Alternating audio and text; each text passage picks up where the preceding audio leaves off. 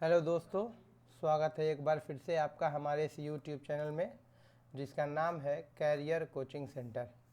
ठीक है, और हम लोग पढ़ रहे हैं नरेशन, और नरेशन के अंतर्गत आज हम लोग पढ़ेंगे रूल नंबर 7 के बारे में। ठीक है, और ये बहुत ही इम्पोर्टेंट रूल है। क्यों इम्पोर्टेंट है? क्योंकि ये है इंट्रोगेटिव के संबंध में।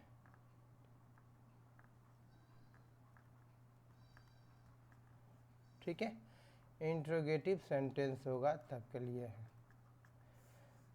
चलिए पहले हम लोग रूल को पढ़ लेते हैं। रूल क्या कहता है? रूल कहता है यदि डायरेक्ट नरेशन के रिपोर्टिंग वर्ब का टेंस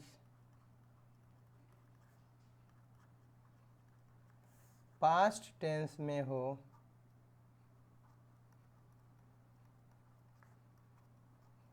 तथा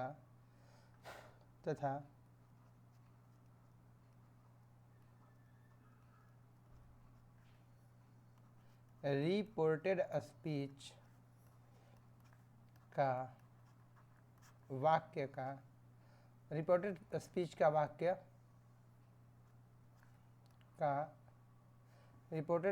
वाक्य किसमें हो? इंट्रोगेटिव में हो।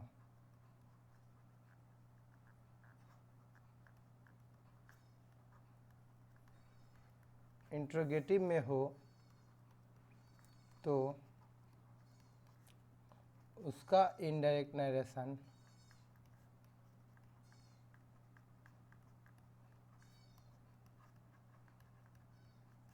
निम्न तरह से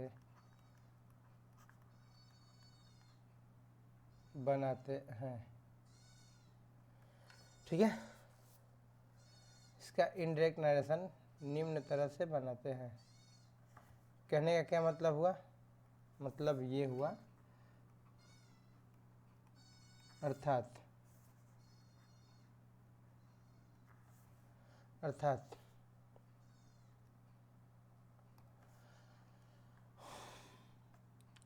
अगर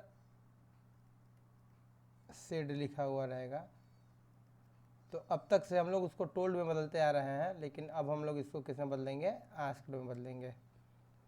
सेड रहे या फिर इधर टोल्ड भी रहे, तब भी सेड या टोल्ड कुछ भी रहे तो हम इसे आस्क्ड में बदलेंगे। और जो इन्वर्टेड कॉमा है इसके स्थान पे हम लोग किसका प्रयोग करेंगे? इफ़ का प्रयोग करेंगे। जबकि इससे पहले हम लोग क्या पढ़ रहे थे? दैट का प्रयोग कर रहे थे, लेकिन अभी हम लोग यहाँ पर इफ़ लगाएंगे। लेकिन यहाँ पर सबसे ज़रूरी और ध्यान देने वाली बात यह होगी कि उसके बाद हम लोग सीधे सब्जेक्ट लगाएंगे, फिर वर्ब लगाएंगे और फिर उसके बाद ऑब्जेक्ट लगाएंगे। इस बात को हम लोग को ख्याल रखना है। ठीक है तो चलिए हम लोग एक एग्जाम्पल लेते हैं और एग्जाम्पल के अनुसार से हम लोग इसको क्या करते हैं? बनाने का कोशिश करते हैं। चलिए तो हम यहाँ से एक एग्जाम्पल ले लेते हैं डायरेक्ट नरेशन का।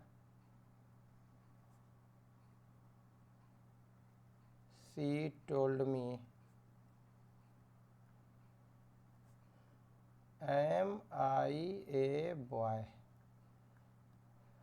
ठीक है, तो हमने देखा कि जो इन्वर्टेड कॉमा से शुरू हो रहा है इसके वाक्य का शुरुआत एम से हुआ है, और ये एम से शुरू हुआ है तो इससे साफ पता चल रहा है कि ये कौन से नरेशन सेंटेंस किस चीज़ में दिया हुआ है? तो इंट्रोगेटिव में दिया हुआ है। ठीक है, चलिए तो हम लोग इसे बनाएंगे कैसे? इनडायरेक्ट नरेशन को क्या लिखेंगे हम लोग? यहाँ पर सी का सी रहेगा, टोल्ड सेड या टोल्ड रहेगा तो हम उसको किस में बदलने वाले थे? आस्क्ड में बदलने वाले थे। तो लिखेंगे सी आस्क्ड मी।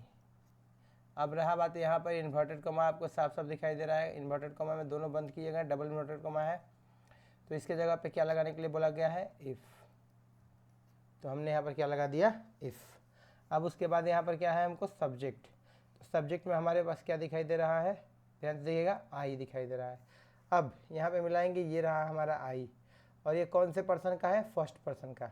और हम लोग एक रूल और जानते हैं, सन बटा में 1 2 3, यानी कि फर्स्ट पर्सन किसके अनुसार चेंज होगा, सब्जेक्ट के अनुसार। तो फर्स्ट पर्सन किसके अनुसार बदलना चाहिए, सब्जेक्ट के अनुसार, सी। तो आई देखिए नोमिनेटिव केस में है और सी भी देखिए नोमिनेटिव केस में ही है, तो आई के स्थान पर क्या हो जाएगा, यहाँ पर सी हो जाएगा। अब सीधे सब्जेक्ट मैंने बोला, यहाँ पर सीधे मैंने सब्जेक्ट लगा दिया, फिर उसके बाद सीधे वर्ब देंगे। अगर सहायक क्रिया रहेगा जैसे इज एम आर है तो हम यहाँ पर देखेंगे। तो रूल नंबर 2 या 3 में हम लोगों ने पढ़ा था कि अगर इज एम आर रहता है तो किस में बदल जाता है, वो वाज वर्ब में बदल जाता है। ठीक है, अगर आपने नहीं देखा है तो आप मेरे पुराने इस वीडियो को जरूर देख लीजिएगा। सी एम है तो यहाँ पर क्या हो जाएगा, सी वाज, और बच गया ए बॉय। ठीक है, नेक्स्ट क्वेश्चन की तरफ बढ़ते हैं। एक क्वेश्चन और लिख लेते हैं यहाँ पर,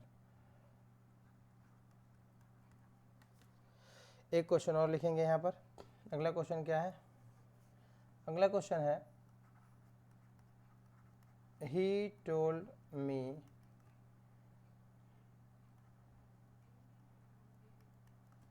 am I helping you। ठीक है, am I helping you। तो हम लोगों ने यहाँ पर क्या देखा, हमारे सामने यहाँ पर क्या दिखाई दे रहा है, am I helping you। तो am किसको डिनोट कर रहा है, am यहाँ पर शुरू में ही निकला हुआ है, इससे साफ पता चल रहा है कि ये क्या है, इम्परेटिव सेंटेंस में है। किसमें है ये, इम्परेटिव सेंटेंस में है। तो चलिए हम लोग इसको, सॉरी इम्परेटिव नहीं, इंट्रोगेटिव सेंटेंस में है। तो चलिए हम लोग इसको बनाते हैं इंट्रोगेटिव सेंटेंस के लिए, और वो क्या है देखेंगे यहाँ पर क्या है, इनडायरेक्ट पहले हम लोग इसको लिख लेते हैं। यहाँ पर लिखेंगे ही, यहाँ पर क्या है, टोल्ड है ना, तो टोल्ड को किस में बदलेंगे, आस्क्ड में बदलेंगे। ही आस्क्ड, और फिर क्या है, मी। इन्वर्टेड कॉमा का स्थान पे क्या बोला मैंने, इफ लगाने के लिए। फिर क्या है, सब्जेक्ट, सब्जेक्ट में क्या है, आई। आई जो चेंज होगा वो किसके अनुसार, सब्जेक्ट अनुसार चेंज होगा, ही। और इज एम आर है तो बदल जाएगा वाज वेयर में, ही वाज हेल्पिंग। और यू है कौन सा, सेकंड पर्सन, चेंज होगा ऑब्जेक्ट अनुसार। ऑब्जेक्ट में क्या है, मी, तो यहाँ पर हो जाएगा मी।